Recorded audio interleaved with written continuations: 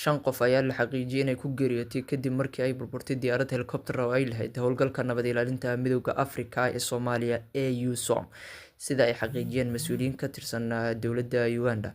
Shilkani ayaa Arbacadii ka dhacay garoonka diyaaradaha ee magaalada caasimadda ee Muqdisho. Afhayeenka ciidamada Uganda ayaa sheegay in saddex kale oo ka mid ah 8 qof ee saarnaa diyaaradda ay ka badbaadeen shilka, balse ay soo gaareen dhaawacyo aad u culus iyo gubasho daran.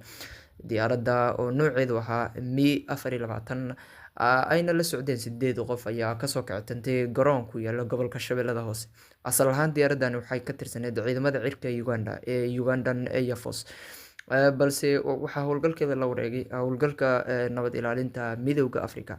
War-saxaafadeed ka soo baxay militariga Uganda ayaa lagu sheegay in diyaaraddu ay ku guda jirtay howlgal caadi ah oo ay ku ilaalinaysay kolonyo ciidan markii uu shilku dhacay.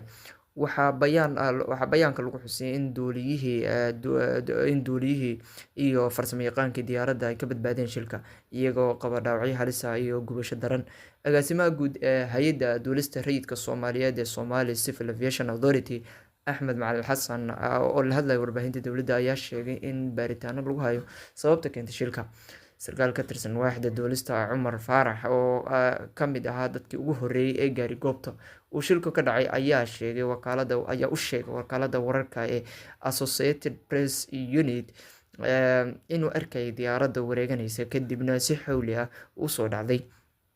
Cabdiraxmaan Cali oo ka mid ah dadka deegaanka ayaa sheegay inuu arkayay qarax weyn iyo qiiq meel walba qabsaday.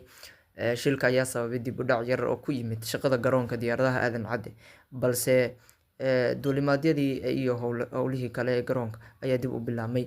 Howlgalka nabad ilaalinta Midowga Afrika oo loo yaqaan AUSOM ayaa ka caawiyay dowladda Soomaaliya la dagaalanka kooxda Al-Shabaab oo ah urur ka soo horjeeda joogitaanka ciidamada shisheeye ee Soomaaliya. Howlgalkani waxaa ka mid ah ciidamo ka kala socda dalal ay ka mid yihiin Itoobiya, Uganda iyo Kenya.